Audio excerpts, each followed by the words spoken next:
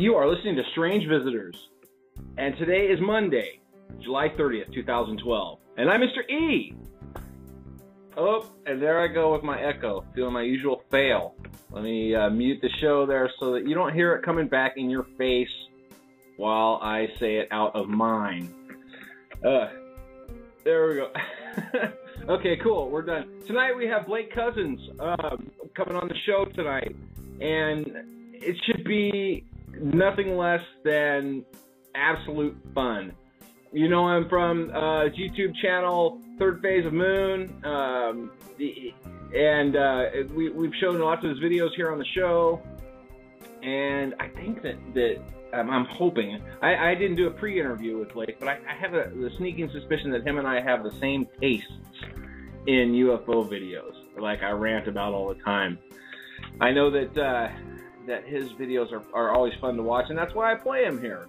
I don't know who all's going to join us tonight. Might have Psycho Dave in here, might have August coming in. Hopefully Erica will call in. I've got a switchboard full of people. Now, I just asked over in the tiny chat room, because Blake's in there, if he was holding on Skype, because I have one Skype caller holding, and I picked it up, and it's not Blake at all. It is actually a guy named Joe, who we'll bring on here in a minute. He's the guy that shot the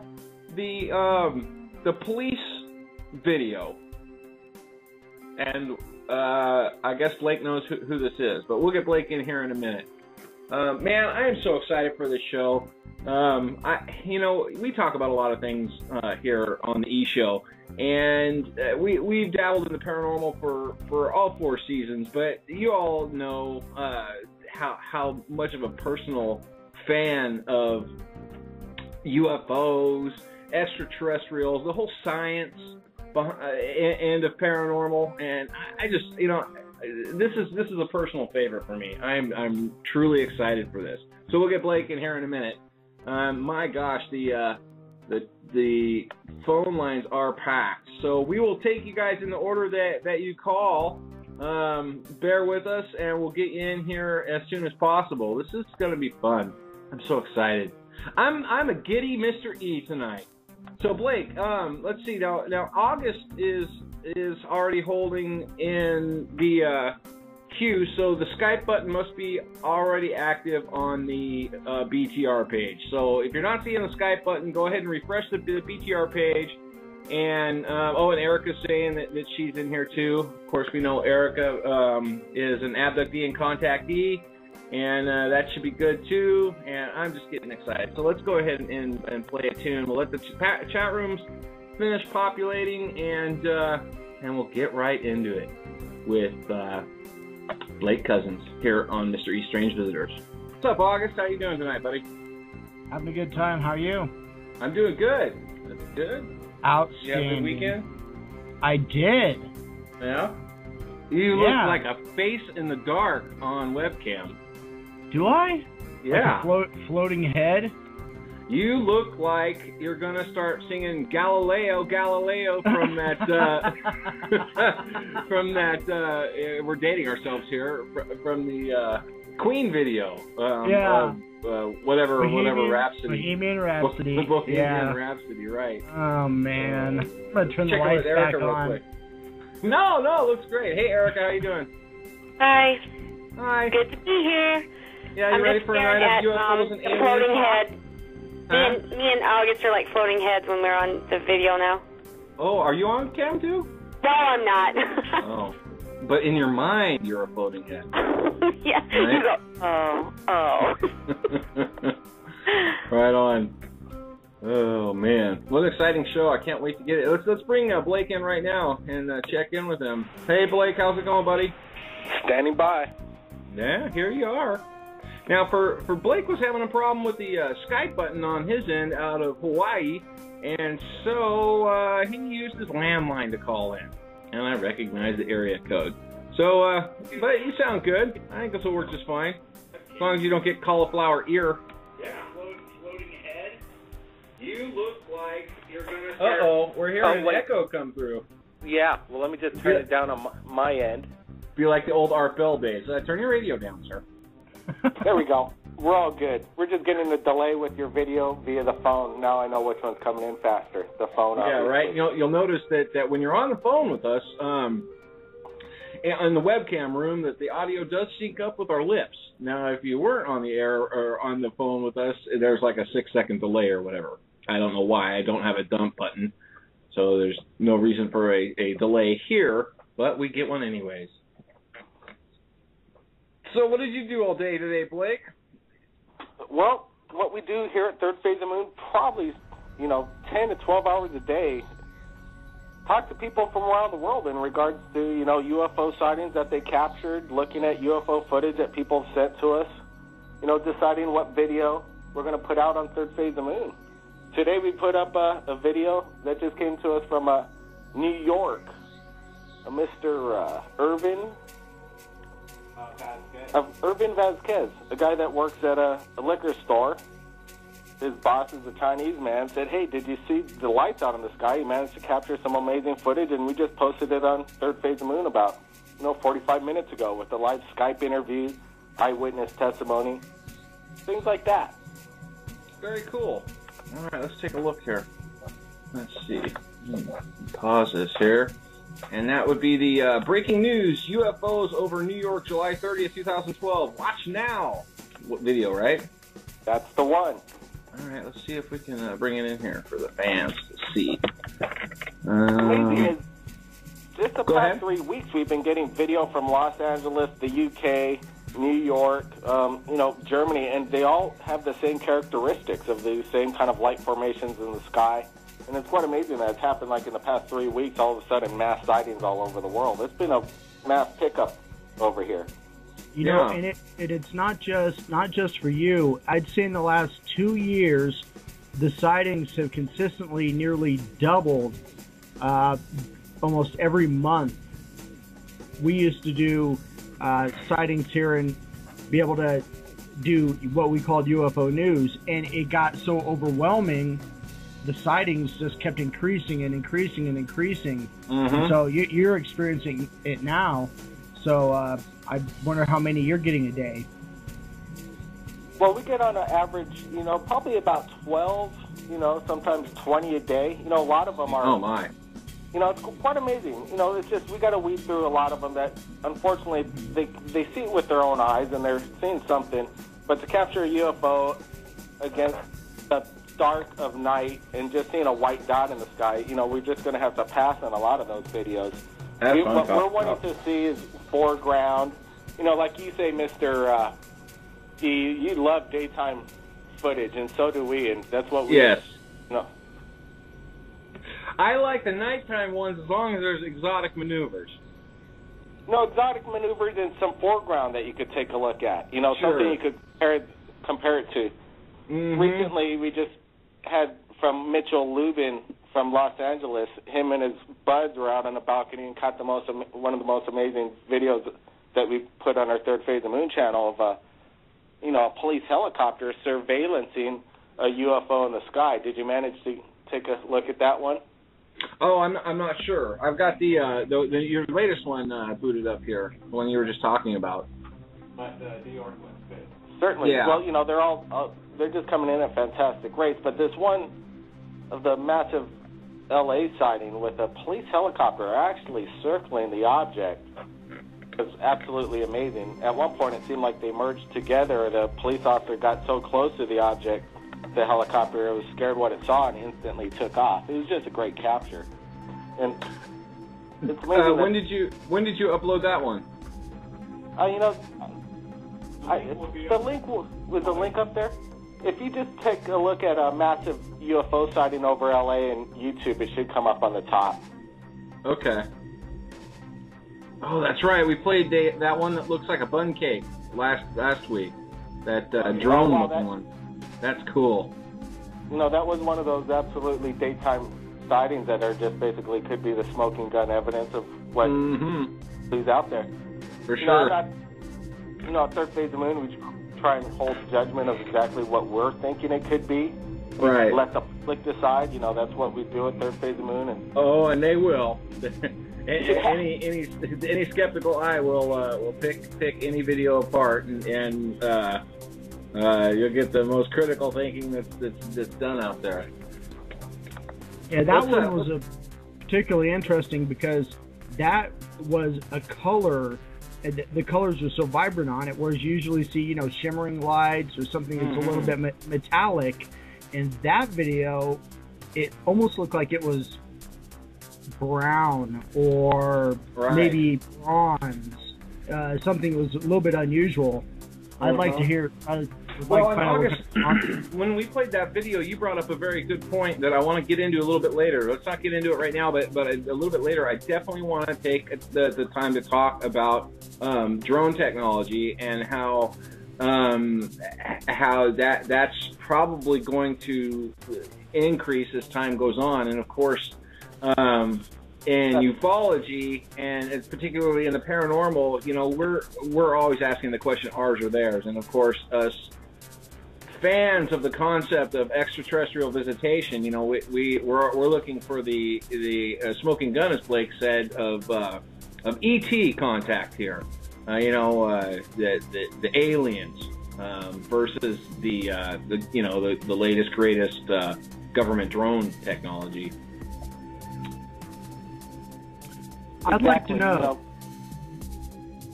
Go ahead, Blake. With what you're saying, and if you want to save it for later, the drone and military, CIA, and what they're working on is far more fantastic than what we could even dream of. I'm sure they're 20 or 30 years in advance. That's what they're even giving them.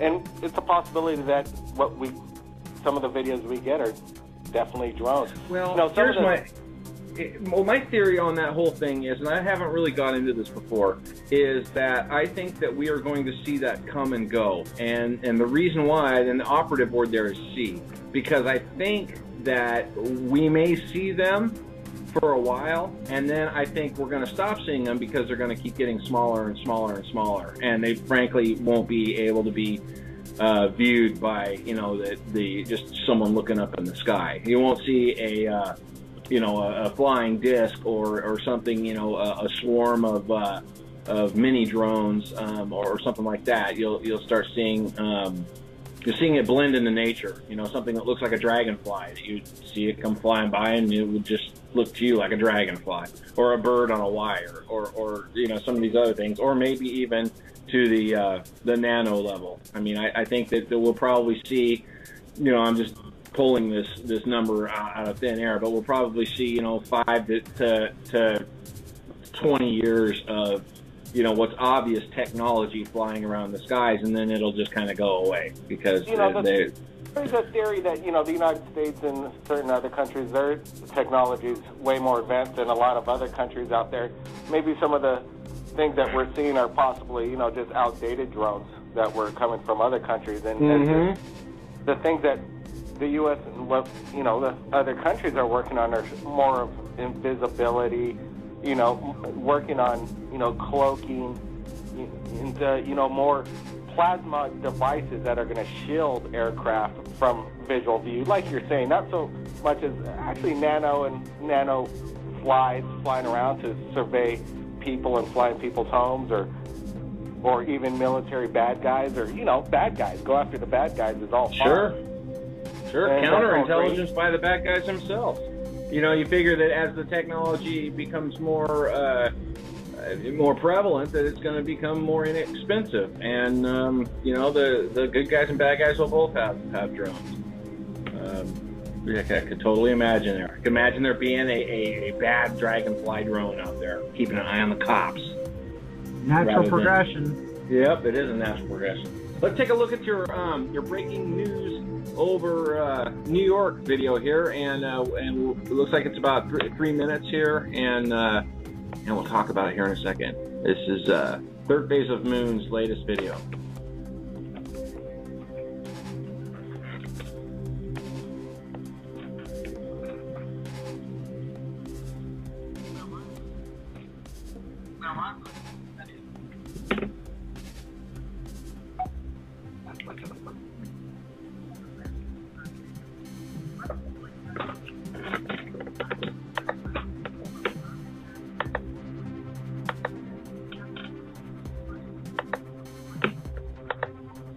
It's only being heard through Tiny Chat. Yeah, I don't think it's coming on the radio. Yeah, right. I got you. I think I just fixed it though. Let me know. Here, hold on a second. There. It should be. You shouldn't be hearing any audio right now. Let me pause it. Oh yeah, it was my. God, I hate it when I do this. Sometimes when I start the show, the audio that's my voice is being picked up on is my webcam mic because I haven't switched it. But let me see here. I just noticed that it was in fact picking up off of the. Okay, it should. I should sound much clearer now. It looks like it's picking up off of my my headset. So here, let me start it over. We'll try this again. Here we go. Here we go.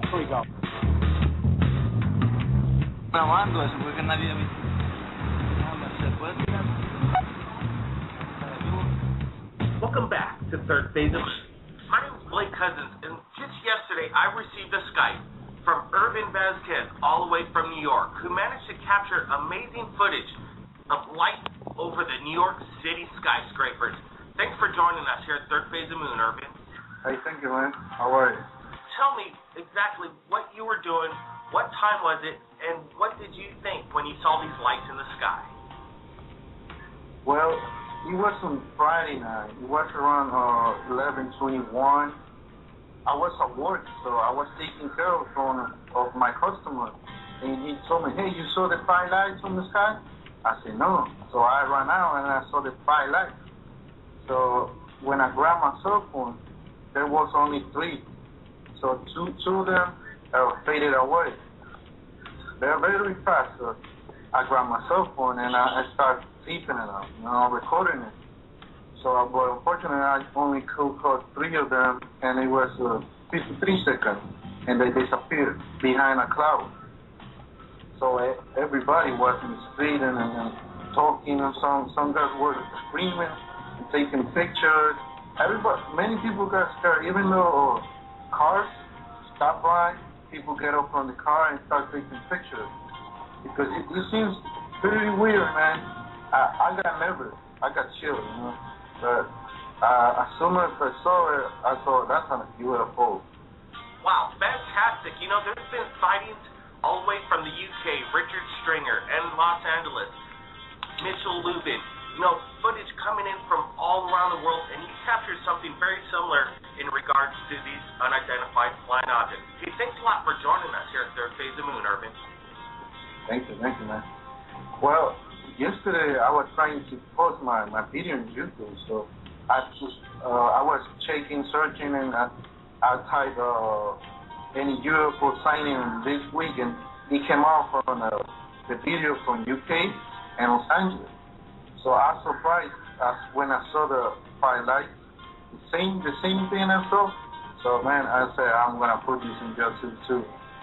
Well, yeah, if anybody out there like Urban has captured anything amazing or was there that night in New York, send your footage to us via Skype, Third Phase of Moon. My name's Blake Cousins, and we'll see you again next time.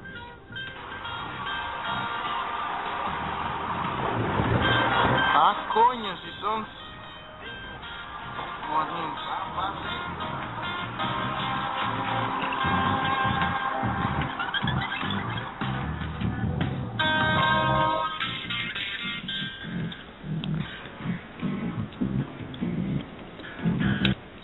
Fascinating stuff. That's pretty cool. That's cool that you make those videos, Blake. I like the way you did the split screen on the interview and all that.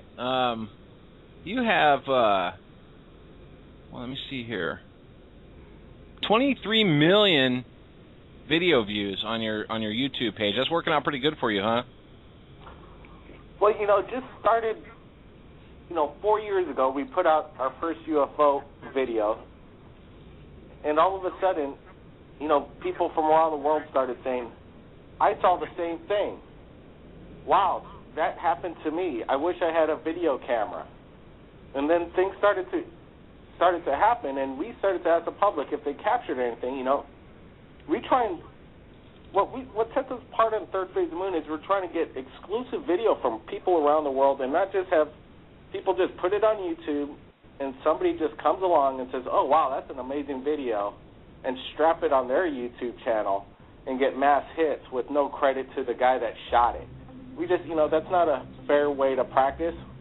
We've been in journalism for over 20 years, and, story and exclusive is something important to us at Third Phase of Moon, and that's what we want to do, is protect people's, footage as well as get it out to the public. And if anybody wants to come across the video, they know exactly where it came from. Oh, that's cool. Definitely. What got you into the UFO? Have you had a personal experience? My brother and I, we've had multiple experiences growing up.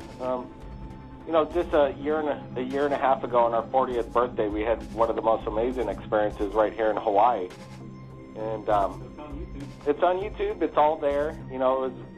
A friend of ours called us down, said he had lights coming over his place for the past 3 nights. We got to come down and bring our video equipment and take a look at it. And, 2 hours after 6 o'clock when we showed up, shit started to hit the fan, actually. And it was quite amazing. It was one of the most amazing experiences. And we went down there for 2 nights after that.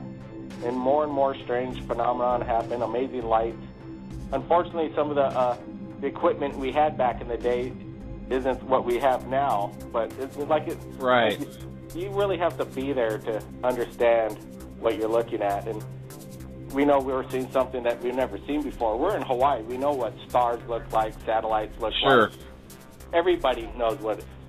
When you're out there, we had 5 eyewitnesses that were there with us that night. One person, Jesse Kunishigi, he was there.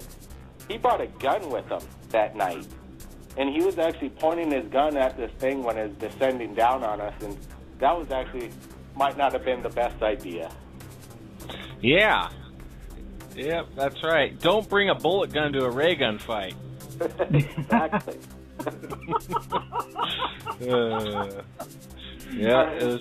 Intergalactic war. One of the things, though, with 23 million views and over 80,000 hits a day, and, we have over 25,000, 26,000 subscribers, and they continuously come in, and we have a lot of, friends out there. But, trolls are all about, YouTube, and they just come out of everywhere.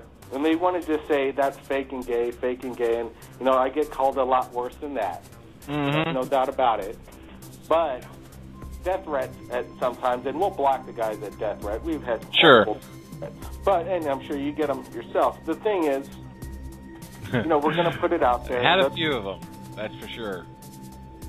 The funny thing is that the biggest trolls, I gotta tell you, like the biggest trolls and biggest threats I've received are from other fucking radio hosts. They've been, my biggest trolls have been competitors. I'd have to say proclaimed UFOologists that are experts, and they have nothing to show. Mm-hmm. One thing if they have, most of the thing is a comment's a comment. If it could be recreated, I sure would love to see it. Right.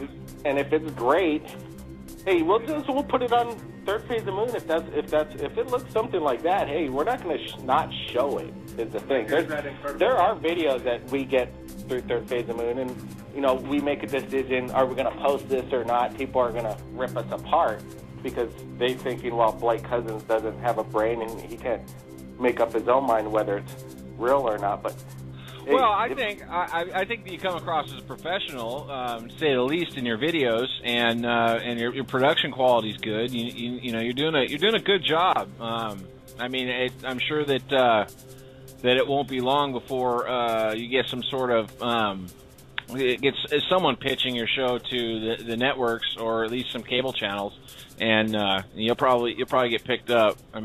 You're doing a good job of it. You're doing exactly what they write. We secure rights.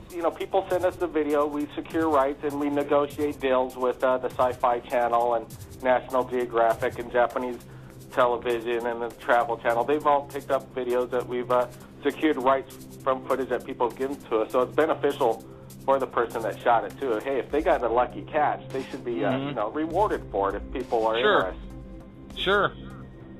Well, yeah, they shouldn't be excluded from the opportunity. At least it's a catch. It's just like you said. It's like finding a golden nugget. Or a lottery ticket, something. It's very unusual, and you're lucky enough to get footage that people want and it's going to get on national television, hey, because these guys at national television, National Geographic and, you know, Sci-Fi Channel, they'll try and lowball somebody or just ask for it for free if they can. Sure. And that's about it. So, you know, I don't, you know, it is America, which is great. One of the things is that the Sci-Fi Channel and a producer that produces Chasing UFOs and, you know, Fact or Fake, Destination Truth. Right. We've been approached by a person from the guy that produces those shows and asked us if we're ready to do a reality TV show. So they're watching. There you go. Yeah. Right. That's cool. And we see a lot of imitation of Third Phase of the Moon on national television. There is a lot of imitation, but that's, you know, flattery in its own way. Sure, absolutely.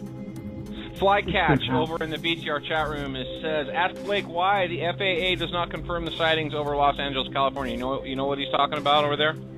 Oh, yeah, most definitely. You know, the LAPD absolutely confronted the UFO. You know, LAPD, FAA, they're all, they're in the air, they're all knowing what's going on. And, you know, for some reason they're not coming forward with that amazing video. We've been trying to get in touch with a helicopter pilot that was approaching.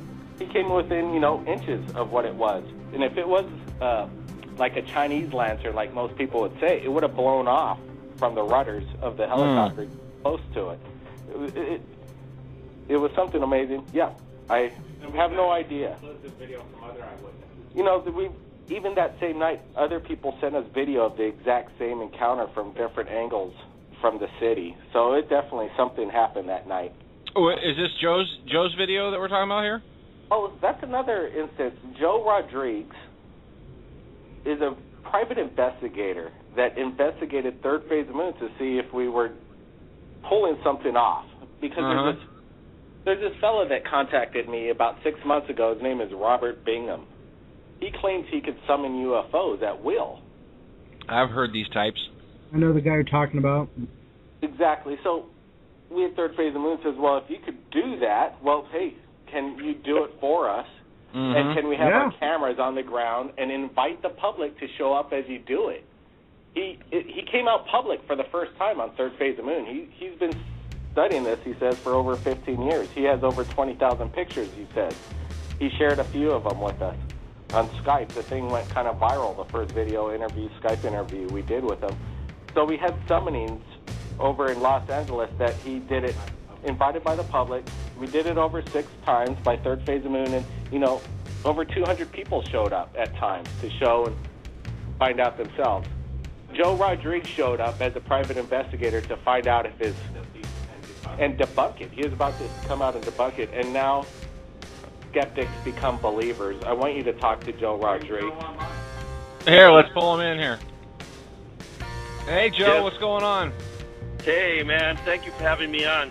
Yeah, I'm the investigator that went over there. I had heard of this guy about 4 years ago. His name is Prophet Yahweh out of Henderson, Nevada. He claimed he could do stuff like that. Then 4 years after that, which is recently, 2 months ago, I heard about Robert Bingham, that he could call these things. So I went to the park with my cameras to videotape him and look around and just kind of observe and make sure that to catch him, to see if it was fake. And for the very first time in my life, I'm 40 something.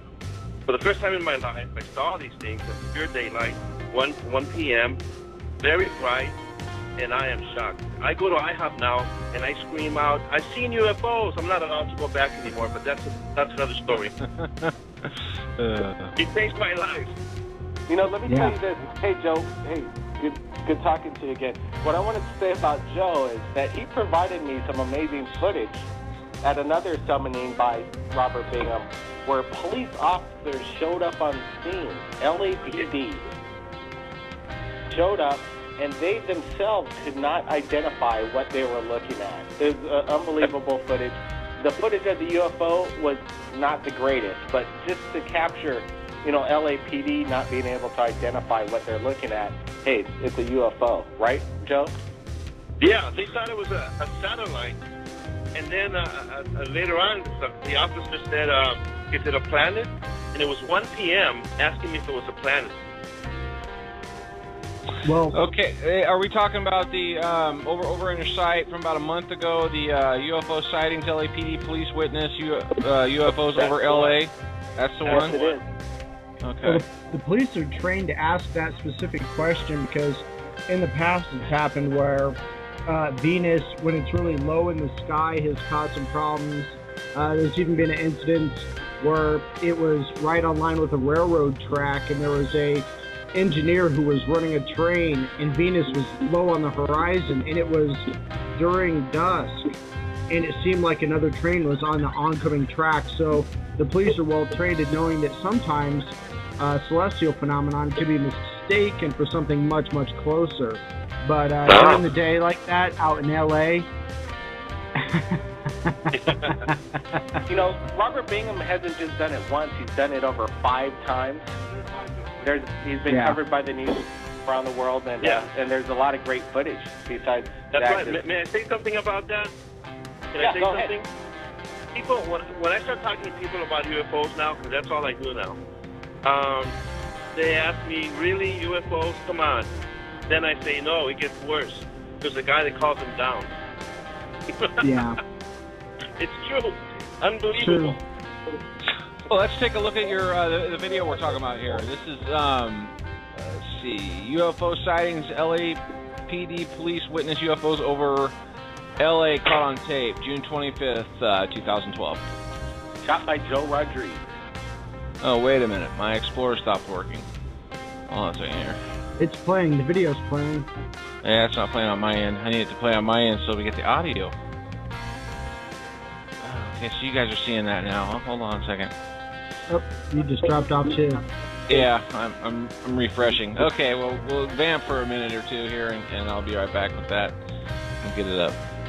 So what, if you're a private investigator, sir, what has happened, you know, when you move forward, you know, you've got one mode of your job, and then all of a sudden something like this comes into your life, and you go in a completely different direction. I mean, how has this affected you personally in your, you know, personal life, professional life?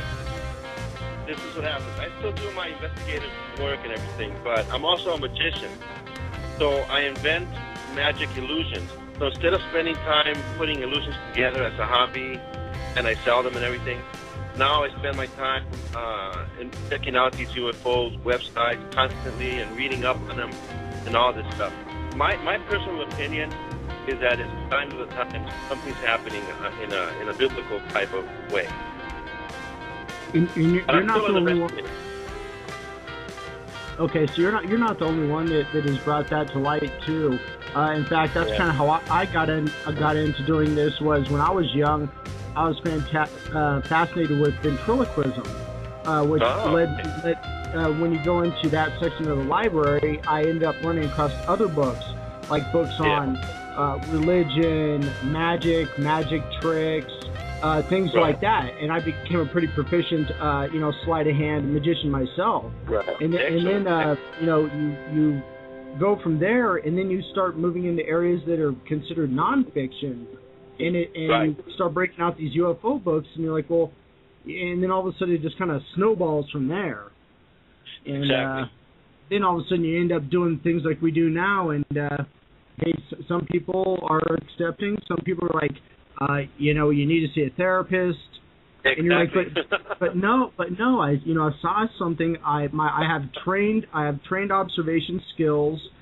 I do this for a living, and this is what I've seen, and I'm not biased. I went there to debunk it, and I walked away differently. Exactly. And now before when people used to talk to me about UFOs, when people used to come up to me and talk to me about UFOs, I used to laugh at them, and I used to say, you know what, I don't have time for that crap. Now I'm the guy telling people about UFOs. The thing is, the power of third phase of the moon is changing people's minds around the world. Most of the people that we speak to never cared less about UFOs until they captured something, and they just want to share it. And things are changing. Exactly. That's usually how it happens. People don't usually change their worldview or their mindset without having a a groundbreaking or belief-shattering experience. Maybe things like this might be what it takes for some people to kind of put some of their first world problems by the side and, really take a look at the world in a different view, hopefully for the better is what I would hope. Absolutely. Absolutely. In other words, we're not in Kansas anymore. That's a good point. That's for sure. We're not in Kansas anymore. Now, if you click your heels 3 times together, you can still go blind to it and put your head back in the sand. But there are quite a few people that have abductee stories and contact stories as long as eyewitnesses. Do you get much? You get much of that in there, Blake? Well, we do get alien footage that's quite amazing and fantastic and sensationalistic, and like I said, we're just going to put it out there. And then there are people that want to talk about alien abductions and what have happened to them. But at Third Phase, we got to always have some kind of like photographic evidence, right? Or we can't share a dialogue story about testimony. What happened. Right. It's really hard to do. Radio's one thing. YouTube is more of a visual statement. There's one fellow that we did put up. His name is Robert Meerland, and he claims he comes from the galaxy Andromeda. Anyway, when he said that in the beginning, it sounded pretty far out. I'm like, wow, what kind of angle am I going to put this on Third Phase of Moon? But then all of a sudden, he got really scientific. He got really into detail. He sounded like it was coming, like he would say it like it happened to him yesterday. It didn't sound rehearsed by any means as he spoke. So then I decided to, let's ask him some questions and do a little research. Turns out the guy's renowned in Russia from Russian scientists about his theories, and he claims he could build starbeam ships. And he actually took an incredible photograph of a beam ship and claims that it takes star crystals to power these things up. He shared diagrams with me, and it's amazing. We don't know what might happen at Third Phase of Moon of possible information that's going to come our way with so many people watching it, with people sharing things and ideas. People are talking about free energy devices, food replicators, just with nanotechnology and how they could build it. And who knows, maybe Third Phase of Moon might expose the best invention out there. Because we're looking at just anything. Have you ever been attacked or had any strange anomalies of stuff disappearing or equipment failure or hard drive wipeouts or anything like that? Well, as far as a hacking job you're referring to? Anything mysterious that would have destroyed a credible piece of footage that you had, or quieted you in one way or another. Any of that type of strange, covert type stuff. We have friends in the FBI that are friends of ours, and it's through classmates and relatives, and it's America right now. And what I'm happy about is freedom of speech, and so far there hasn't been any suppression that we've seen as far as anything coming in yet. And that's, to me, I think is exciting. One thing I want to say is that with Robert Bingham, the man who summons UFOs, he was hesitant about coming out public about what he wanted to come out in a right way.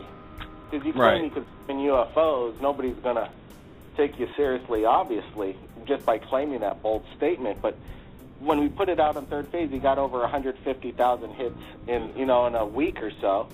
And then all of a sudden, now he exploded up, and now the whole world knows who this guy is and what he claims. Yeah. Which is interesting. Through numbers, you can't suppress a story. That's what I like.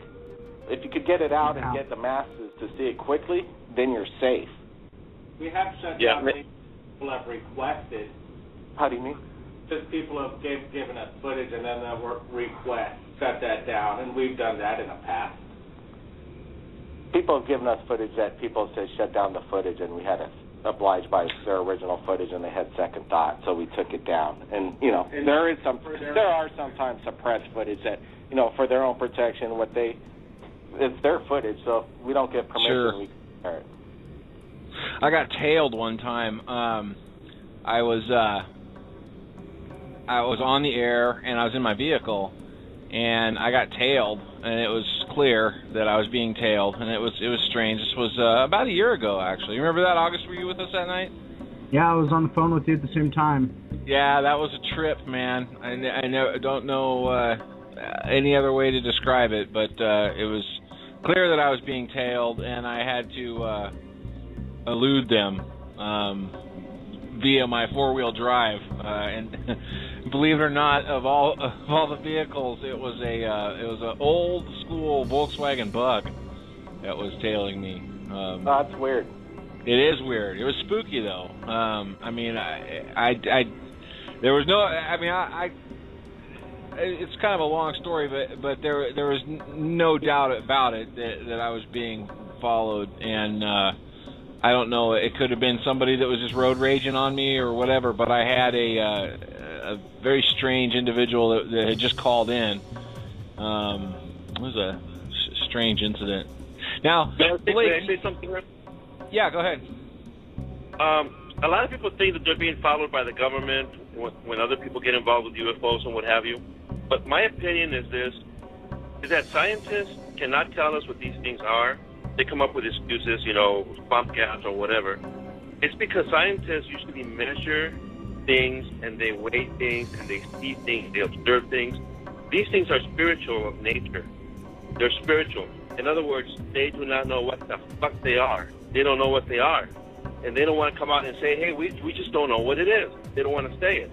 The reason I say this is because Robert Bingham calls them down. We're talking about spiritual creatures. We're not talking about government involvement at all. This is something having to do with Satan, I think, in my opinion.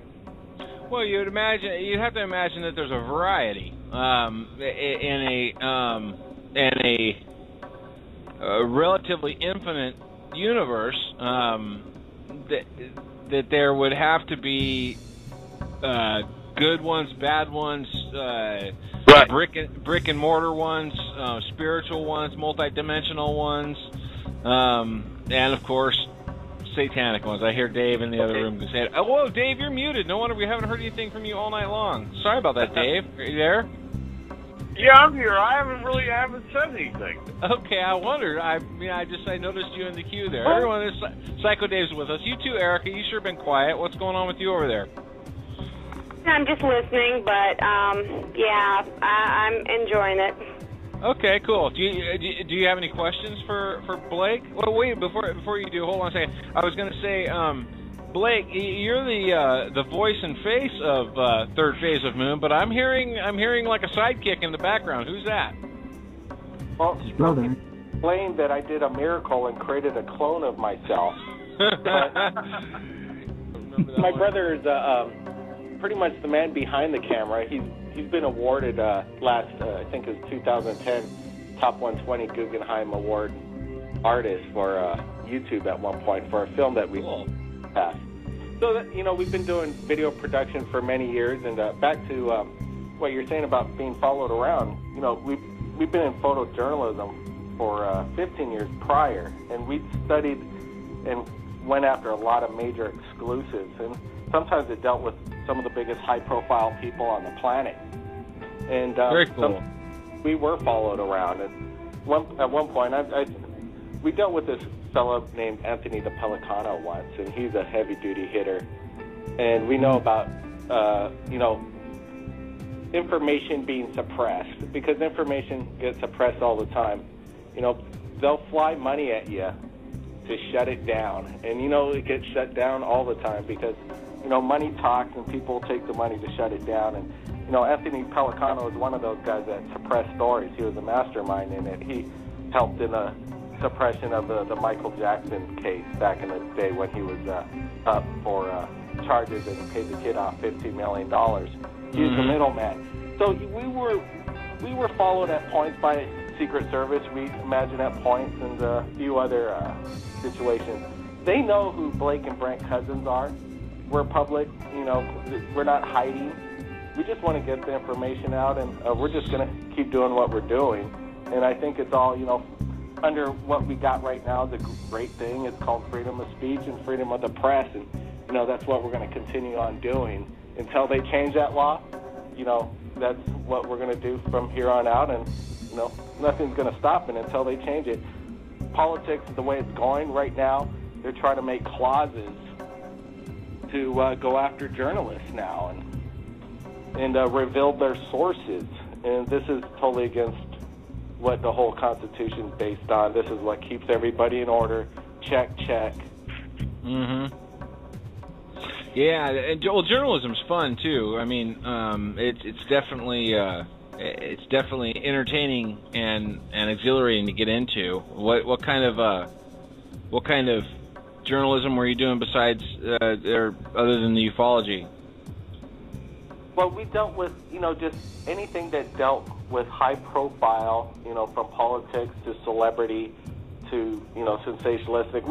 We broke all kinds of exclusives. Whitney Houston, when she was down here in Hawaii and she got busted for a marijuana bust, were the first pictures out of Hawaii to get pictures of her and Bobby Brown in a parking lot up on drugs. Oh my! Was she crying like a dolphin?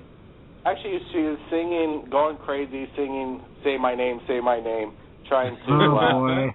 And it looked like Bobby was about to, do a quick, give her a right hand. It looked it was pretty, front covers, mass exclusive. One of the ways that we're able to get Third Phase of Moon launched was because of that experience and the connections we made around the world with journalists and magazines and news outlets to feed out the information quickly. Because over the 15 years of doing it, we made personal friends with head editors of every single magazine on the planet. And that's how, once you have a name and you put out something and they know who you are, they trust you, that you've been in the business a long time, then, things move fast that way.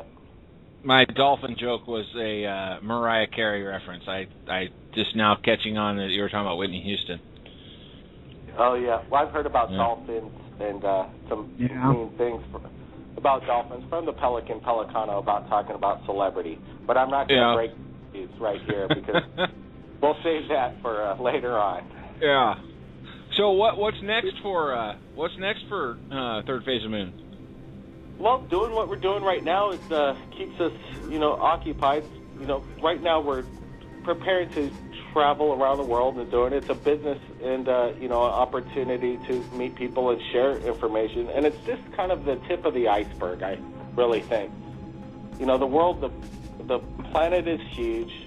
23 million views and 25,000 subscribers. It's great, but it's still nothing like certain other aspects of media and information getting out there. It's still a small thing, and it needs to get bigger, and people are understanding every day if they want to get their footage seen, it's a good place to premiere it. For sure. I think that's a good idea too, and what you mentioned earlier about being able to get the information out quickly and at such a broad level that it really can't be suppressed after it's out like that is an outstanding strategy. Exactly. So many ideas get suppressed. People are scared, or, people might have the best footage out there and it still won't be seen. YouTube is a hard place to get any. You could have the best footage out there. I've put out sample videos to other YouTube accounts to see what kind of hits it would get, and they just go nowhere. And they're great videos. We'll then put it back on Third Phase of Moon, and boom, there it goes. And it took a while to get out there, and that's kind of the way YouTube works with its algorithms and putting it in its place. And there are certain viral videos that kick off, which are interesting, but those are again, lottery tickets. Well, we're talking to Blake and Brent Cousins here from Third Phase of Moon. If you want to call the show, of course, you can Skype in or call 714-816-4778, and the lines are open. We've still got Joe on the line with us, too. And in the chat room, I've got a question from Flycatch again. Ask Blake if he knows anything about Dugway Proving Grounds in Utah. The rumor goes that the saucers in S4 and Area 51 were moved there for increased security. What are you laughing at, Dave? Oh, nothing. Come on, share, or is it crude? Are you making Whitney Houston jokes again? No. Something else I posted. This is about Mariah Carey. Oh, okay. Save it for later. All right. So Dave is sick. It's pretty. Yeah, I'm sure it is funny. Yeah. And that's a lot of dead air. So Area 51 relocated into the Utah region? Yeah, the Dugway Proving Grounds. You know, I haven't heard anything about that. You know, there was one interview I just did recently with a 12-year-old boy. His name was Johnny Zakolski out of Sweden or Norway. And Australia, excuse me. And he claimed that he could speak to interdimensional beings from Hollow Earth. And he learned this from a guy named Billy Woodard from Hollow Earth. I don't know if you've heard of Billy, but he claims he's from Hollow Earth, and he worked at Area 51 for 17 years. And there is a large group of people that believe in a Hollow Earth theory. Yeah, when the 12-year-old boy told me about this, just about 2 weeks ago, I've never heard of Hollow Earth. But I got to talking with a friend of mine just right here in Hawaii. He's a spiritual leader, talking about this guy, Billy, and this kid about this device that speaks to interdimensional beings. And he so happened to have a picture of Billy, and Billy doesn't exist anymore. I don't know if he went back to Hollow Earth yet. It's interesting. Yeah, they believe things ranging from there just being like caves and subterranean beings to full on mountain skies and weather inverted into a giant hollow Earth. Well, scientists have their theory, but we're not in Hollow Earth, so we don't exactly know what it looks like, and they really can't prove it one way or the other. To me, it's interesting that this kid, Johnny, he's a 12-year-old boy, very intellectual. He talks about interdimensional beings and meditating and this copper device that he claims he can speak with them through devices. I thought it's just kind of neat that a kid that age would actually be kind of enlightened like that. And sure. Instead of talking about Xbox and, all day long. And, kids nowadays are being articulate like certain kids nowadays. Mm-hmm, for sure. It goes back a long way up until the point of the United States federal government paying for expeditions into Antarctica in order to attempt to find where they thought an entrance to the Hollow Earth was. There's a system of belief that the Aurora Borealis and some of these other phenomenons at the poles were indicative of possible radiation from a inner sun coming from part of the Earth. So this is no new idea. It's been around for the better part of 150 years or so. Was also largely propagated by something called the Theosophical Society. But even up until today, like you said, when we want to talk about Area 51, we want to talk about some of the underground bases, things like that. I knew a gentleman that worked at Area 51 and said that the levels underground went so far down that he didn't even know how far they went down. John Woodard was saying it went down at least 2 miles down. Yeah. See, that's what this man was talking about. He said it was... But why not? Why not? It totally is what is reality. The government's going to do that. They're building underground bunkers. Why wouldn't they? And why wouldn't they build the best machines and keep it secret? They don't want to tell everybody what they know. If you were in power, you would keep it a secret too. And that's just the way it goes. And this guy, he was an American Indian geologist who was pulled straight off of the reservation and driven only a few miles to the base because he had been growing up there. And his job was to basically make sure that some of the scientists there, and record what they were experimenting on. And apparently he said there was so many floors, so many people doing so many different things, it was almost, you couldn't keep up with it. Mm-hmm. And a lot of strange phenomenon going on down there. So, and he said, it could conceivably go under the earth. And I think another thing that he was pointing out was another one of those bases down there. And it'll pop in my mind a little bit after I shut up, of course. Hey, let me say this that's quite interesting. That with Google and YouTube, you're able to. Did we lose him? It's possible. I hadn't heard anything. I thought I lost the show, but... Oh, yeah, he was dropped. Here, let me see here. I wonder if his phone died. The name of that base. Cordless. Let me see here. We'll give him a minute to call back in. Otherwise, I'll call him back from the switchboard. Let's see what it's doing. Give us a... Hey, while we have a little bit of space here, I just wanted to say it's kind of weird that you guys were talking about that Robert Bingham. Yeah. Well, somebody named Robert Bingham just tried to add me, which I said yes, on Facebook, and but he has no photo, and I'm not sure. You know, the whole thing didn't make sense. And this guy said he's from Iowa. Now, do you know where this guy's supposed to be from? Well, Blake's back with us here. Maybe he can answer. Ask your question when we again, get talking Erica. about people maybe disrupting communications, it just went down. Go ahead. I figured the battery died on cordless or something. Hi, this is Erica Getch. You guys were talking about Robert Bingham, and I've never heard of the guy, and then all of a sudden today, earlier on Facebook, I got a friend request from a guy named Robert Bingham, and there was no photo and no information, but he added, 30 friends that were in the UFO community online. So I'm assuming he was interested in that, but anyways, it said that he was from Iowa. Do you know where Robert might be from? Okay, well, Robert Bingham is from Los Angeles, Pasadena, so it might be a different... Okay, well then perhaps it's just a different person. No. It's just kind of a mystery is all. I was just wondering. And then you guys start talking about... Tom Bingham, that's on Facebook, I have no idea. But, yeah, Robert Bingham's from Pasadena, California. We're actually inviting him possibly to come down to Hawaii to do a full-length documentary and summon UFOs right for us here in Hawaii, which is pretty exciting. That would be pretty cool. I know that there's a guy up here in the Northwest. He's been on the show, actually, James Gilliland, who has a ranch that I think they do a similar thing to that, where they summon UFOs. Yeah, I've seen something like that. The thing is that Robert Bingham is a one-man guy. He's done it on his own. He's doing something that nobody's ever done, that I've ever seen. You know, there's this prophet Yahweh that's been in hiding for many years, and he came out with one video. This guy's done it 6 times, and he continuously, he's like, to me, I call him the like a paparazzi UFO guy, because he's continuously getting UFO pictures.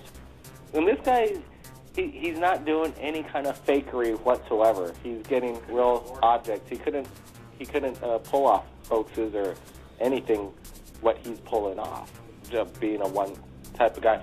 Let me tell you this, though, which is interesting before I got caught off with we look at YouTube, and they give analytical data, obviously, and Google, of where your views are coming from different regions from around And, some of the videos that we're posting, the drones again, these drones, a lot of these videos are coming in drone videos. They look military. They look human, man-made, not so much, extraterrestrial, almost World War II-like. But anyway, some of the most regions that light up, the biggest country at points is Iran. And I've seen videos from the Middle East and over some of the synagogues down there and some of the places, the Muslim temples, where they seem to be highly prominent. And it seems to always be where there's a large-scale amount of war, where there's, amassing of armed forces. These UFO sightings seem to increase. And this has gone back into the Middle Ages, so that wouldn't surprise me one bit. Those son of a bitches. Well, see, here's what it is. The gentleman he's talking about, they can summon UFOs, so on and so forth. He talks about it, and correct me if I'm wrong, from a purely spiritual standpoint. But he came off the angle that he wanted to talk about Jesus Christ and the angels. Okay. Yeah. And, we at Third Phase, he has his own views and everything, and that's great. But we didn't want to come across it on the angle of religion. So we told him to, kind of tone that part down. Right. But you're exactly right. He calls them angels, and they're, benevolent. It's just, angels is what he calls them. You got the people something about that? yeah, sure. Go ahead. Okay, this is interesting to me. The very first time that I saw these things was about a month and a half ago or so when he did his third sighting. Was the very first time I saw these things. That's when I was investigating him. We saw some UFOs there, and there was a lady. I think that's his girlfriend. I'm not sure. But she came out in the video yelling at these things, saying, "Help us, show us the way, teach us the way. We need you, help us." And I'm thinking, lady, this is not Jesus. That's all I'm going to say about that. Right. You don't know what you're now. doing. These angel/UFOs that are being summoned, are these like twinkling lights? Are they energy type UFOs, or are we talking about metallic crap? Amazing variety. I'll get you a link right here to look at it. But yeah, you know, all different types of sightings. Okay, but here's something. I was there personally, and I saw these things. This is the amazing thing. What'd you see? It was pure daylight, the sun shining as bright as it can be, and you got these specks of light. It's even difficult to tell how big they are because it's difficult to gauge the distance because all you can see is clouds or the blue sky and a bright light. Now, how can a bright light be in the sky and you have the sun right next to it? Incredible. But no, it was not the old-fashioned saucer, nothing like that. Just the Bible says, Satan transforms himself into a bright light, an angel of light. The name Lucifer means light bringer. Mm-hmm. Exactly. Perfect. Okay, Dave, you can do one. I'm not going either way on the viewpoint because what we try to do here also is we try to be as unbiased as possible. We don't try to take on any beliefs one way or the other. I'm talking for myself. So that being what that is, I think that's a good idea also because there's some people out there that there's no shortage of atheists in the world. Denominations also. If you go into Hinduism, they talk about lights and Vedas going back. They claim tens of thousands of years. Right. So this may just be the current iteration of what this gentleman has been able to tap into them with. Now, whether or not that's a benevolent force or malevolent, we're not sure. Well, I would be suspicious though. From our perspective, I would imagine that there are many, many, many life forms in just in our galaxy alone that Earthlings would very much so consider to be gods, angels, and demons. Well, we have a president coming up, maybe, and he might be a Mormon. If he gets elected, Mormons believe in all that stuff completely. Yeah. So imagine this. Imagine if they make contact during his presidency, after he's been president for a while, and he's the leader of the free world, and then he starts getting this energy going because the UFOs, aliens tell him that he needs to do this in order to make it a better world for peace and security. And all those people like me that have a negative energy, quote unquote, will be persecuted or destroyed or whatever. Who knows? It can happen. It's in the Bible. It's happened before. People being dragged. He has some of that magic underwear too. Well, the Bible is a great story that's made, and it has to do with 100% faith, because science in the Bible, they try and prove it whether this really did exist. Well, one thing with UFOs is that evidence is happening over and over and over again. You don't have to have faith. You just got to look with your eyes and things are happening. All right, Blake, I just got that video that you sent me here. Let me see here. The one from Friday the 13th? That's the one. Friday the 13th, Robert Bingham captured an amazing object. It's one of the best videos that Robert managed to capture. All right, let's take a look.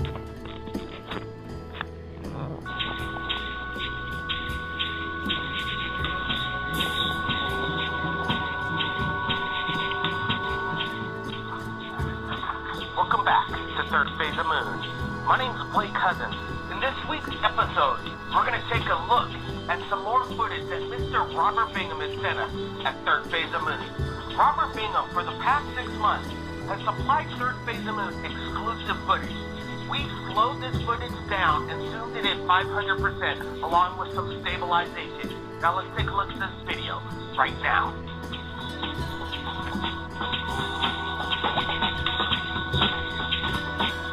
Okay.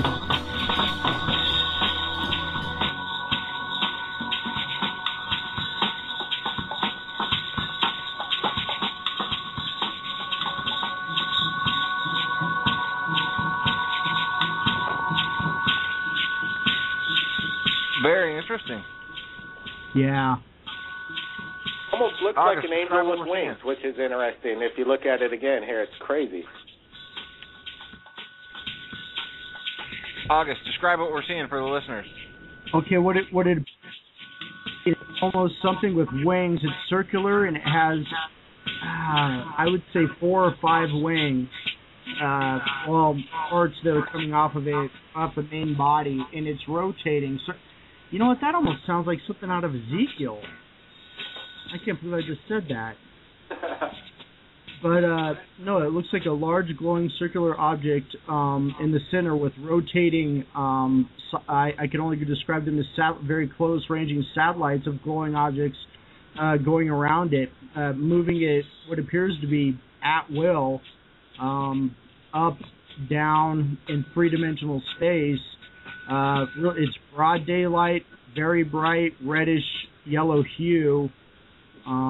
People have got to go and take a look at this video over at Third Phase of Moon's YouTube channel. I think you can pick that up over there.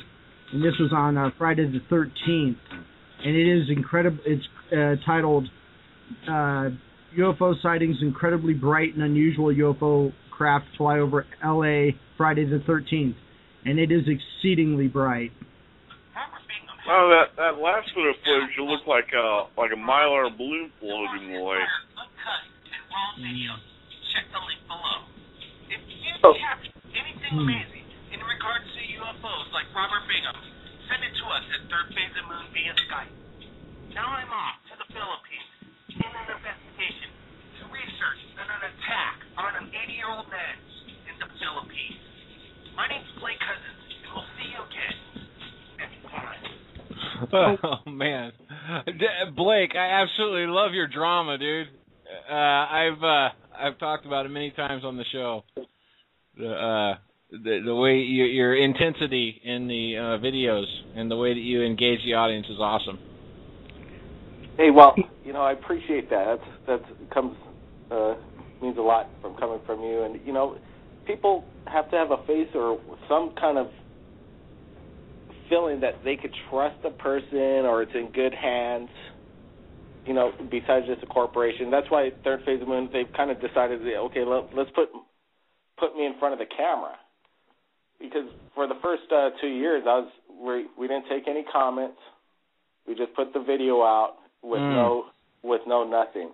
Well, and putting a face and a name and a voice to it definitely gives it personality and. And let's face it, that's what fans want. So that's good props to you guys. I'm glad you're doing this stuff. It's good stuff. And the multiple camera angles, your on location shots for your dialogue and your monologues is good stuff, man. I was attracted to it from the very first time I saw it on here. Along with the fact that you seem to use a lot of discretion with the videos that you promote and that you discuss and write dialogue for. It's good stuff, man. You know what? My brother's been a filmmaker. We've been making films since we're like 12 years old, starting out with Super 8 and going on to VHS and Super VHS and then Mini DV and all the way up. And my brother's always itching to film something. And, it's kind of, it gets him to get that itch out so he could film. And then we got the video on with it. It feels good to make a product, have great footage, and put it out there. And once you do that, you're always wanting to do the next one. And when's the next one coming in? And what the greatest thing about it is that we've always loved as filmmakers is once you get it once, it lasts forever, and it never. And the capture of light is a miracle of technology that we love. And not to mention the fact that the technology to record and store video is much easier to get now than it used to be, both in price and in quantity and quality. Well, just with the advent of Skype and everybody having mobile phones capturing these objects, and then we're able to do these Skype interviews, record them, put them in a production, and these split screens, and to do it for, nothing is absolutely amazing. Something like this, 10 years ago, would have cost us $100,000. Yeah. For sure. And it just keeps getting fast, higher quality, and it's a good place to go. It's a beautiful world at the moment when everybody can speak all at once. What do you guys think about Olympic UFO sighting? Have you guys seen that? I have not. No, I haven't. Obviously, this is something new. Do you have a video up for that? Well, we're trying to work out if anybody got it off the ground. The only footage that came through was through NBC, and NBC bought rights to the Olympics for $4 billion. So they're not really giving anything up for free. Either you get it on NBC, you can't get it on the internet. People have, but it's been on the Huffington Post. It's made its rounds. It's an interesting massive flying saucer that flew over as the fireworks were going on. So we'll see what people have to say. Some people say it was a blimp, a Goodyear blimp up there, but I don't think Goodyear is in the UK. It's putting up a Goodyear blimp.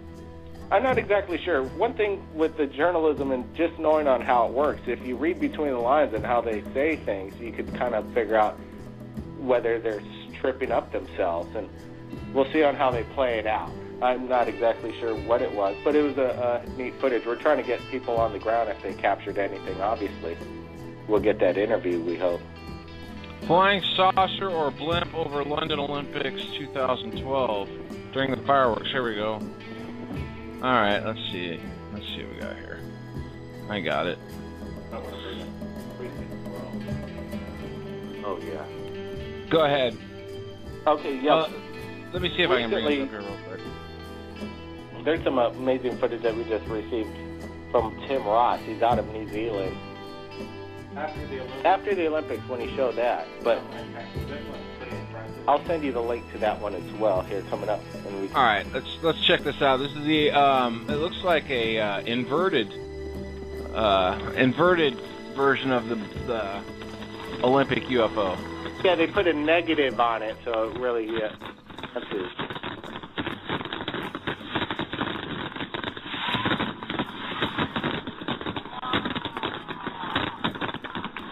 Yeah, wow, cool.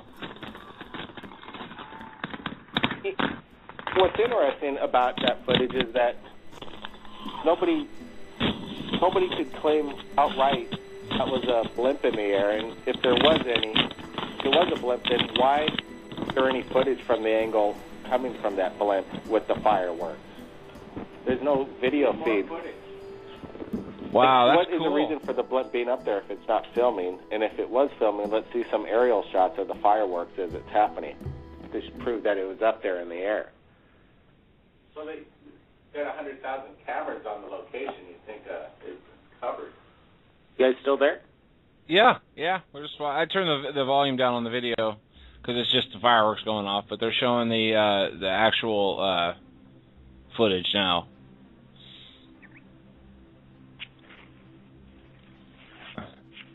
Yeah, it's interesting stuff. Okay, what do you got here? Did you just drop another link in? That's the other link to the footage that comes from Tim Ross out of New Zealand. He's given us some, great daytime footage, massive drones. This one looks like I call it a militarized drone. But then some people say if it's a drone made by the military, things don't fly like this. So it must be some kind of UFO. Hold on. I've never seen anything quite like it.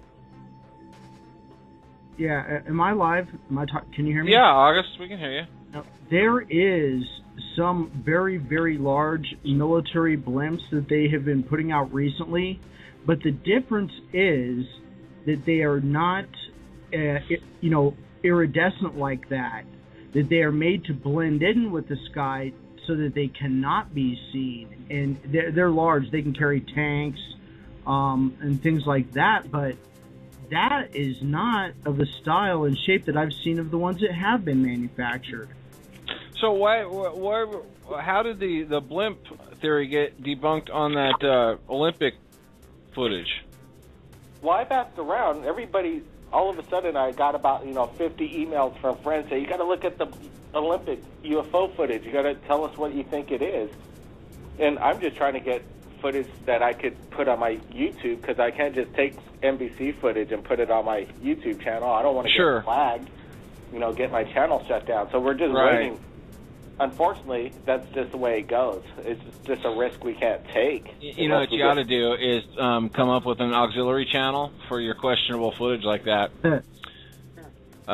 Believe me, I've done it. Yeah, I've had additional, And then what you can always do is you can put something like that up on your a different channel and then favorite it on your main channel so that your main channel won't get flagged. That works, but it doesn't work like if you did it right on your channel. It's still absolutely. It doesn't even come close, and that's the problem. Sure. And then it still won't be seen. It'll be seen by your buddies, but it won't get. Project UFO. That is our affiliate. Yeah, we have another affiliate channel called Project UFOs, but you want to take a look at this, this interesting footage, and you just take a look at it and let us know what you think about it. It's actually this drone footage. Yep. Okay, let's take a look. Let's see what we got here.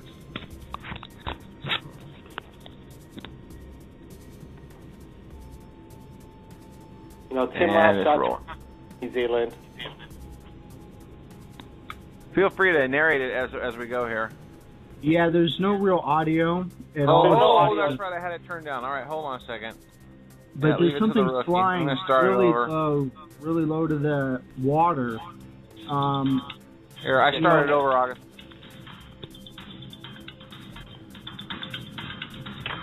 It almost looks like it's flying directly horizontally over the water at this point. Looks like it looks almost like a jet, but it doesn't have contrails. If it is a jet, it's going extremely slow. Bob, the blend, Bob, the blend. No, it's hard to tell what it is, but it seems to be holding a very steady altitude, heading horizontally. One thing here at Third Phase of Moon is when people send us the footage, they don't have the equipment like we do, where we could slow things down, zoom in on it. Okay, now it's zooming. Okay, that's not a jet. It looks similar to a. What the hell is that? Seems to be rolling. Yeah, it's doing barrel rolls, whatever it is. It looks to be almost like it seems to have two sections, like a front section and a back section. It's got a front fuselage, and then it has a rear, what would be called a push-pull style prop, possibly operating on it. Very cool. It very well may be a type of drone technology. That is good footage. I don't know what that was, but that looked like it could be. Just the unique part of it. By the way, I want to give Dave absolute credit for his boss to plane joke. That made me laugh out loud for sure. Third Phase of Moon might have a opening for a correspondent with Dave, the way he explains things on the fly. He does pretty well. Yeah, I know. Yeah. I expected at least one Hail Satan out of him, because that's his favorite thing to say from the Tenacious D album. He says it every time anybody says anything religious, he always says that.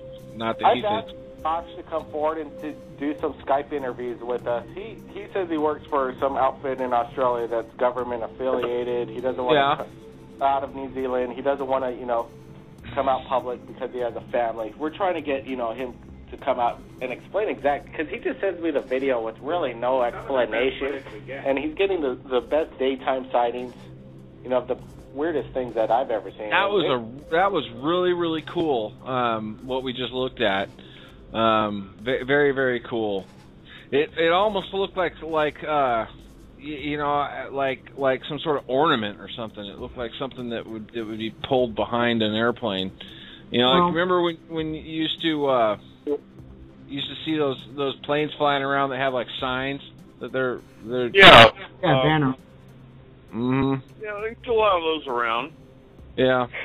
When I see something like this, to me it hits me that it's so not streamlined like the one that I encountered.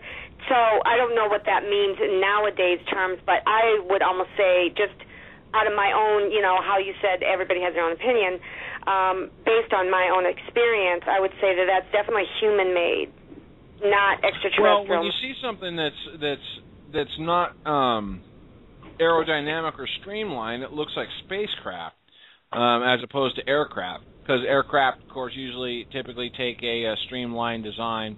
But if you're talking about certain kinds of gravity field drives and other things that UFOs have in theory used in the past, then the shape might not even be an issue. Right, and see that's what I was mentioning before, is because when you get into aeronautics and the use of thrust, especially with man-made like planes, that's why I mentioned the push-pull mechanism. Anybody that's familiar with planes, fuselages, things of that nature, it's a dual prop, and what happens is you've got two propellers working in opposite directions on the vehicle, which cuts down on the need for a lot of aerodynamics. But what it does add is not only high maneuverability, high ability for turning, accelerating, and also it doesn't have any drop when it goes into high acceleration as far as like engine failure, stuff like that, because it's working in tandem. But I could be wrong, because I haven't had the chance to get my hands on one and break it apart and reverse engineer it in my lab. Yeah. But, let's have some fun spitballing, you guys. And again, listeners, if you want to get a chance, we got about a half hour left in the program. If you want to ask Blake some questions, pick up the phone and call 714-816-4778. Of course, that's Blake Cousins from Third Phase of Moon. Let's do this. Let's talk about let's talk about the extraterrestrial UFOs. In the context of Earth being visited by extraterrestrials. And I suppose the extraterrestrials could include the hollow Earth extraterrestrials, or the intraterrestrials, or whatever we would call them. Aliens to us. What are they doing here? Why are they here? I'm sure that there's a variety of reasons. So let's start talking a little bit about it. Blake, what's your first impression of what on Earth aliens would be doing? Well, I think the aliens, if they have visited us, probably 150,000 to 250,000 years ago. I believe in the theory that it's a possibility they landed in the Iran, the Middle East region to look for precious metals and mine the gold, mine the oil, or whatever they needed, and possibly design human beings as what we are today. If you look at it, it is a miracle that Earth has been around for 7 billion years, and all of a sudden humans came into the factor near just, out of nowhere. How did this happen? I think there possibly is interjection from other beings from other worlds that are visiting us. And, the evidence keeps coming in. Our government is obviously covering up something, and we're just hoping that that the footage will come out and show it, and aliens are possibly flying these things. A lot of them are drones. It's hard telling of what exactly is a mixture of both, like you're saying, reverse engineering. one thing that I find and I admire about you is the fact that you will go and travel to places in search, and I have a personal vested interest in being a student of the world and a student of knowledge and wanting to get to the bottom of it and the curiosity of it and willing to go to the lengths to do that. I've seen you standing in ruins that a lot of people don't have the opportunity to go and visit themselves. Like when you start talking about what has been popularly talked and called the ancient theory. Is August strobing in and out for everyone else? He's back. Yeah. Okay. We heard it all. Yes. Okay. With Third Phase of Moon, that is one of the most greatest pleasures of doing what we do. Is to open up on a location where nobody knows where it's going to be, have an interesting background, and not be stagnant all the time. You got to get out there and talking is one thing. On YouTube, you got to show them visuals, and if you're not showing them the visual, then they're not going to watch. And with the UFOs and being on location with Third Phase of Moon and seeing the things we have and speaking with the people and their experiences, we get up every morning inspired to do, find out what's going to happen next. Who's going to contact us next? We got to go through, 200 or 300 emails every day, finding out if somebody sent us something or what their opinion is. And we try to go through every single one and make a personal contact if we can. And people respond to that, because if you don't keep up on it, then it's just people aren't going to respond the way they are. And we're trying to keep up. We may have to hire help here in the future just to keep up on it and expand. Because YouTube is one place to show one thing, but there's so many other avenues to share, just like what you guys are doing right here on the radio. And it's interesting, this whole radio concept, what you guys are doing, is a whole new aspect of getting the information out. Well, yeah, I mean, I've probably taken, I don't know, August, what would you say? I mean, it's got to be getting close to 100 random calls with extraterrestrial testimony. Or testimony pertaining to ETs. Here's where Strange Visitors has really helped out a lot as far as people, and especially like you said, when it comes to videotaping, some people don't want to be known as the person that was the eyewitness. Some people don't want to be known that they were, there, that now they believe. But when you can talk on the radio, a person can call through Skype or through a phone and talk about their personal experience and have a little bit of anonymity, because, some people are afraid of credibility, their credibility being wrecked. We all know that in the scientific community, there's a large amount of people that will, if you even say the word alien or little green men, that you can ruin your career for life. So some people, what this has done is allowed them to feel like they have a kind of a safe haven to talk to impartial people, and they can share their experience. And we've up into having possible alien abduction even on the show on one episode. Oh yeah, with Adam. Who's digging in the garage? Yeah, is somebody washing their pots and pans? No, it's one of the things that I've noticed is that it's very common for people to have occasional conversations about extraterrestrials or spirituality or ghosts or any of the paranormal stuff. It's when it's obviously become someone's life, excluding journalists. Blake, this isn't segueing into talking about guys like you or myself, but when it still becomes hard for the public to digest, to completely digest somebody who obviously has made their entire public. Well, Erica, you're one of them, right? Erica, are you still with us? Yeah, I am. Erica, the vast majority of I'll attack you instead of Blake. Okay, that's fine. Okay, cool. I'm picky like that. I don't mind it. Well, no, I mean, I was already doing it. I just realized that you fit into the category of the person that I was talking about, rather than a person like me or Blake who's like at work, for instance. If I'll occasionally, if aliens come up, I'll talk about it. I'll give my theories. I'll philosophize about it, and I'll ask questions and whatever, and then we'll move back to talking about boobs. But in your case, it's like let's just say this.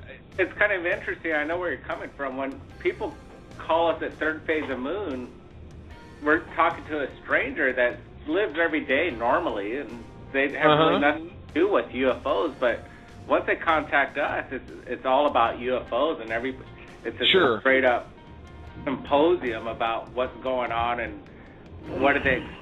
So it's kind of a neat place for people to just do, and it's just a 100% UFO channel. And once after we Skype with them, then we get to kind of loosen up and talk with them about daily life. And we get people from Jerusalem and all sorts of places, and from Kazakhstan and Peru and around the world. And now we got all these. What I was getting at was that it wasn't the validity of what the person has to offer. It's about. I was talking in the context of how the public will digest it. Now, a produced show that is in the topic of paranormal, obviously people are tuning in to love it or hate it. But I'm talking about the contactees and the experiencers out there who have basically that's what they do. Facebook, Twitter, their whole. Like I put my message out, is what you're saying. I put myself on the line in my message. But you got Billy Meyer who's made a life out of his experience.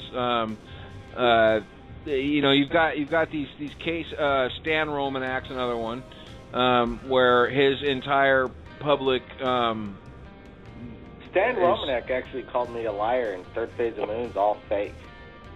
Yeah, that's interesting that he would say that.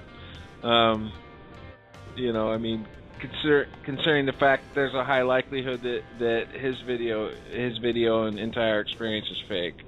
Well, the thing is, the difference between him and I is he has one video.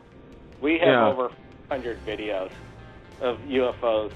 And if he's going to say all of them are fake, then he's calling a lot of people around the world a liar, not just Blake. And to me, it's insulting. Well, yeah. Stan Romanak kind of strikes me as a douchebag. Anyways, I watched that, was it the UFO Chasers? Is that the name of the show? The new one? UFO. Or Chasing UFOs? That's the difference between, again, third phase of moon and what these guys do. They're emulating. And there's so many people out there that will just claim they're a UFO expert. I'm not saying Fox is a expert or not. He did his CNN thing, and that was pretty cool. And he came out with his Project Blue Book thing. And that was a great thing, but he was trying to sell his DVD for $300. Oh, brother.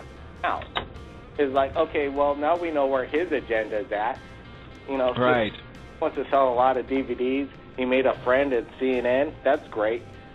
But there's a lot of people that will just take UFO videos, put it on their page, and just copy-paste the description, and now all of a sudden they're an expert. And then they're not talking to anybody. They're not getting a real eyewitness testimony. Go ahead with what you're saying there, Mr.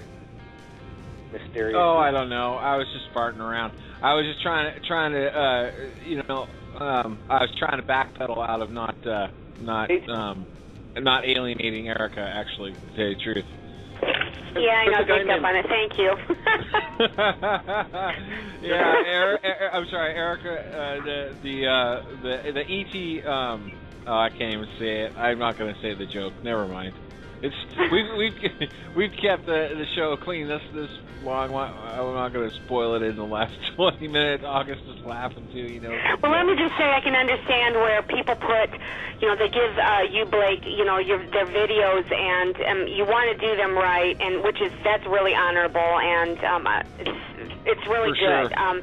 It's professional, and like you said, it's only right. And then, because these people put their reputation in a way, whether they do it for money or just for free, and whether they're, they're accepted in the community or not.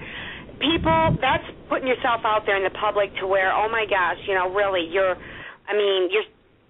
can't judge anything. It's really hard, I can only give my opinion on what I feel, but, and I respect the people that put out theirs as well, because, I don't know. My sighting and my experience was in the 80s, and the technology, and so, and, there's so many factors, the exopolitics, you have to go into that where, if we do, as the government have,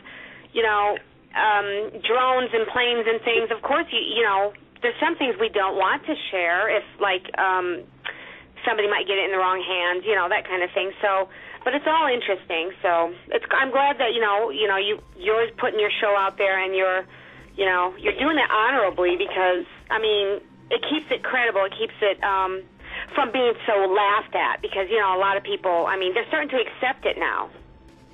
And not just accept it, but want it too. There's a lot of fans of the concept of aliens and UFOs.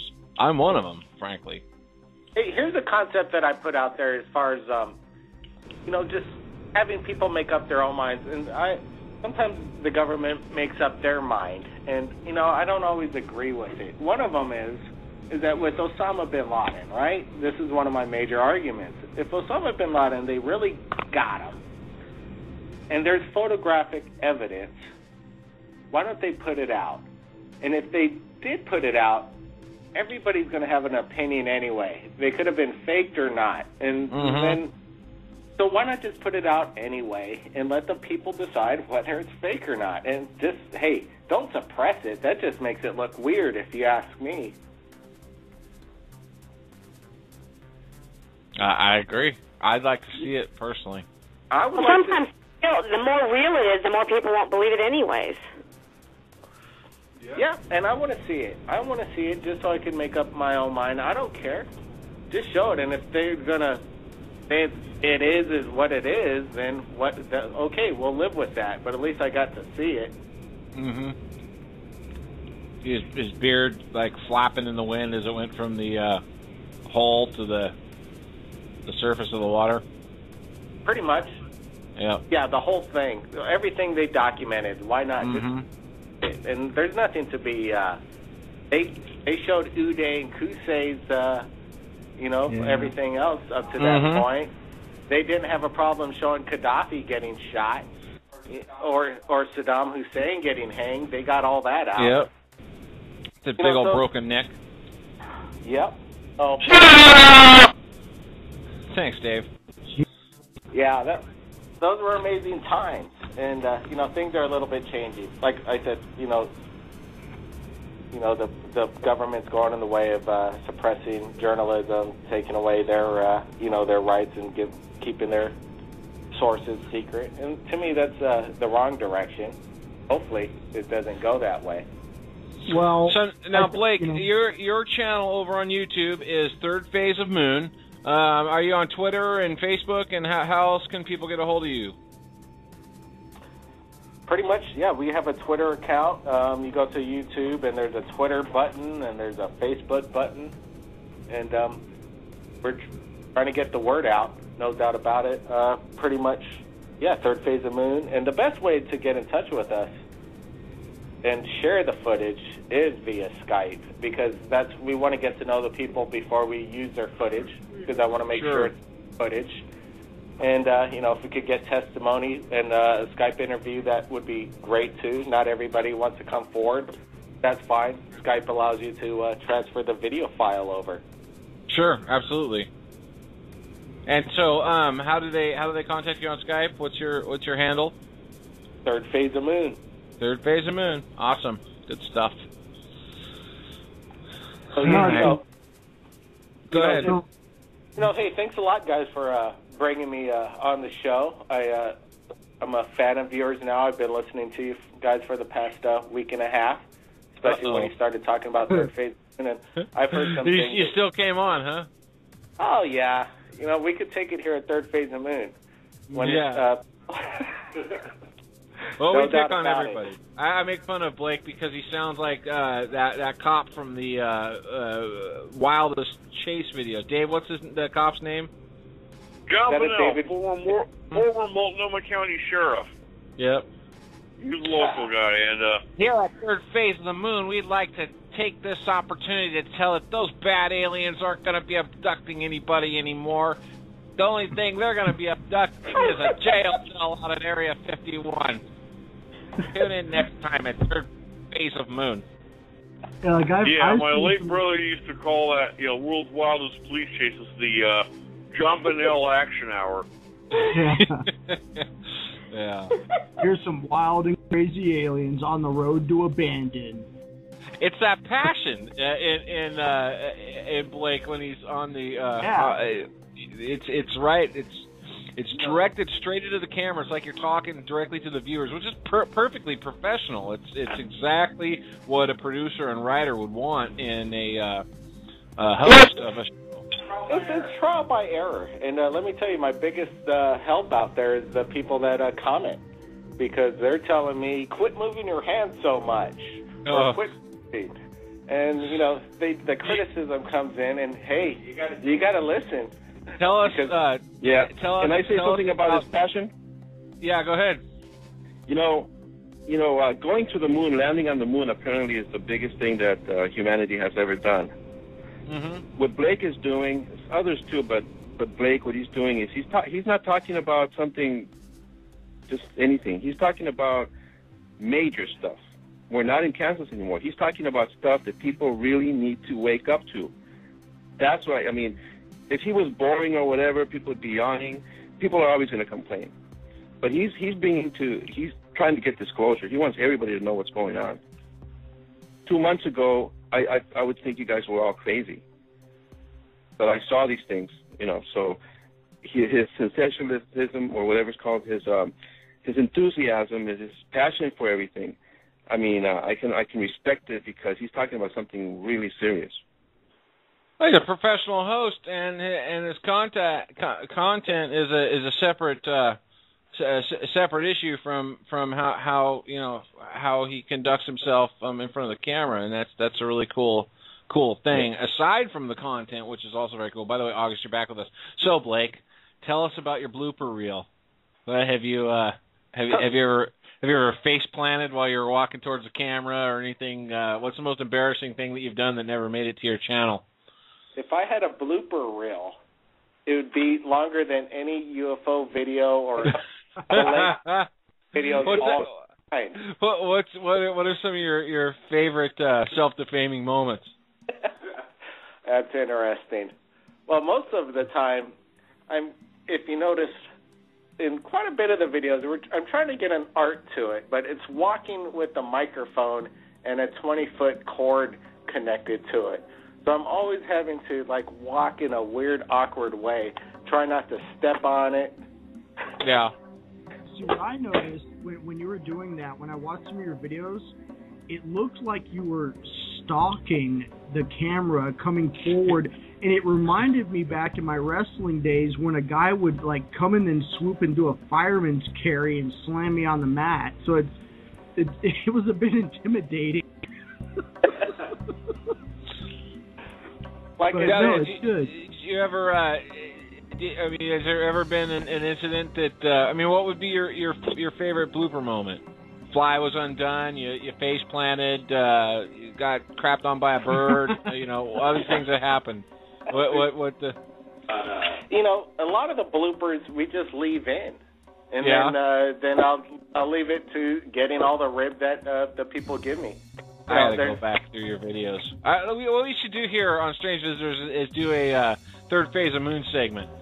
And I'll go back to the very beginning, because what I started doing was I started playing, just UFO clips, because my personal favorite. And I got to tell you, you know how like when you're searching on YouTube, it'll give you, your little thumbnail that will usually be a frame from somewhere in the middle of the video.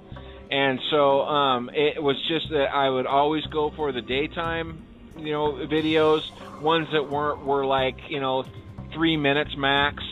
And I started hitting on yours, just because they fell into the same kind of criteria that I look for. There's Dave reefing out. That's one thing. I'm relatively new to your channel, Blake. I guess I would say that I discovered it because your videos fit into the same kind of criteria that I long for in UFO footage. Probably what we say, August, about no more than about 6 months, maybe 4 to 6 months. It's got to be daylight, clear.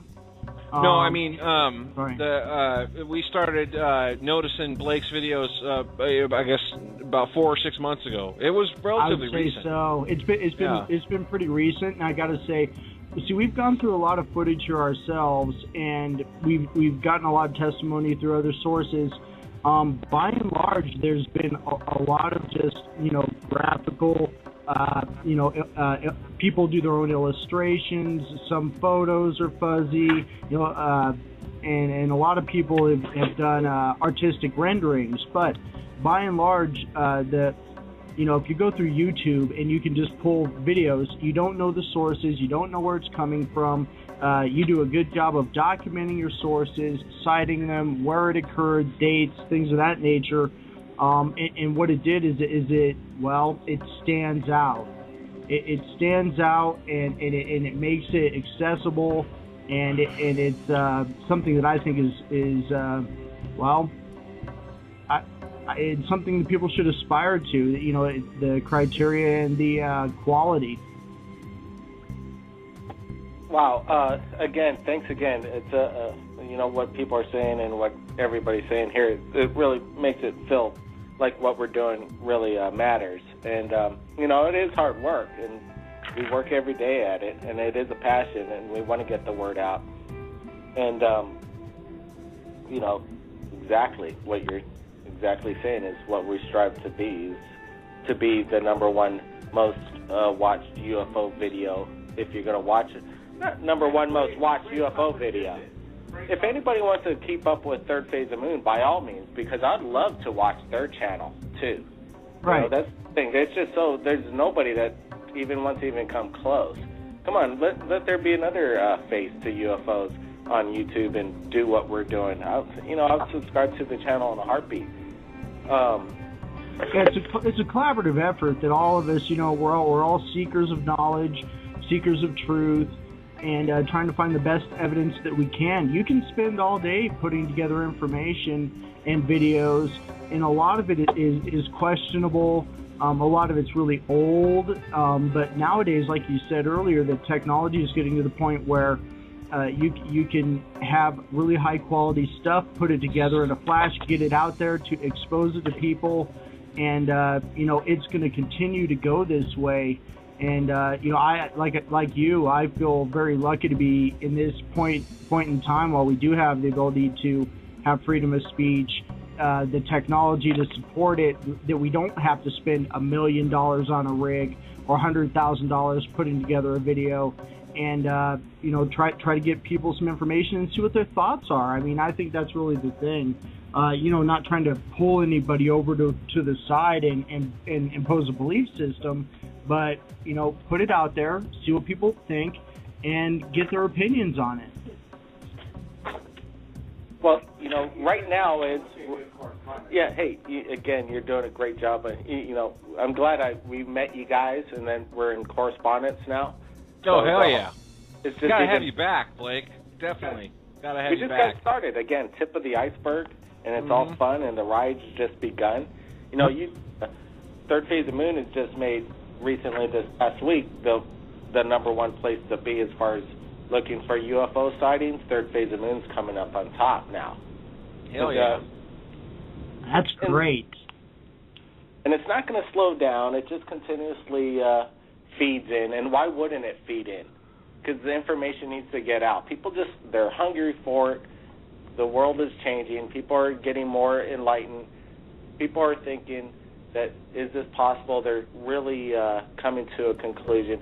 And a friend of mine said that the Galactic Federation of Light has a law in regards to letting themselves be known to the people. And they say they have to get up to 70% of the people believing it's possible. I got in a fight with them it's on the law this show. because they just don't want to disrupt everything. Obviously, if that's the case. It's a great analogy, and I'll go along with it. It sounds fine to me. Were you here for that, August? Uh-oh. August. Somebody was channeling. Yeah, that's me. That's my name, August. Yeah. Don't know if my Skype's going to kick me off here, but we've had folks, channeling the Galactic Federation of Light, and I got in a fight with them. Well. Oh wow. An argument. Well, see, this is what happens when you work through mediums and people who are channelers. No sometimes, evidence. Yeah, you don't know who you're talking to, number one. Number two, it doesn't mean we don't keep an open mind. We definitely do. But at the same time, if somebody could define an agenda, if it has to be 70% of the population before they do feel it's safe to reveal themselves, then hey, I'm all for it. Let's do the best we can, because if that's a criterion that they've put out there, let's meet it and see where it takes us. Life is a wonderful journey. Let's, like you said, let's get on the roller coaster and put our hands up and see where we go. For sure. Hey guys, I'm gonna get going. I'm gonna let you guys close out the show. Can I say my one signature line here, guys? Absolutely. If you've captured anything amazing regarding UFOs, contact Third Phase of Moon via Skype. My name's Blake Cousins, and we'll see you again next time. That's how he closes out all of his videos, for sure. That's a good tagline. Is that your closing tagline? Oh, did he go already? You still there, Blake? Hey, thanks a million, Blake. It's really been a pleasure. Yeah, it has been. For sure. Okay, you guys. It's a dramatic departure. Yeah, totally. Thanks, Joe, for calling in. I want to thank August, as usual, for being here, Psycho Dave for being here, and Erica for calling in. I want to thank the people in BTR and people over at strangevisitors.net. Erica, befriend me on YouTube, on Facebook. Okay, I definitely will. Thanks. Yeah, I think sure. I am, maybe. I'm not sure. I have to check it. Okay. You guys can follow the show over at Twitter at Strange Visitors. You can find us on Facebook at Strange Visitors or Todd Anderson. Find us on Facebook at Strange Visitors or Todd Anderson. All right, you guys, gotta go. I love you all. I want to thank Blake, of course, for being on the show, and we'll see you again later this week.